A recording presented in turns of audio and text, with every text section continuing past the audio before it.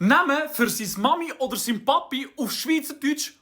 Habe ich schon Schlimmes gehört. Jemand, den ich kenne, hat seine Mami Mammütli genannt. Was halbes Mammut? God damn! Okay, ich gebe es zu, ich war damals. Von 6 bis 7 habe ich meiner Mama Mammutli gesagt. Tut mir leid, Mami. Ich meine, es gibt vollkommen okay Namen. Ma, Pa, Dad, Mom. Du alter Sack.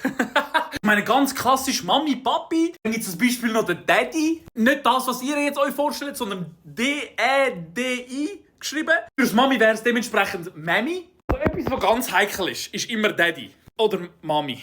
Das ist... Daddy geben beide Salz... Also... Oh Gott. Tut mir leid, sorry. Schreibt mal in die Kommentare, wie nennt ihr eure Eltern? Also für mich ganz klassisch, meine Mom ist für mich... Meine Mom? Ja, mein Vater... Ja, der ist Milch holen.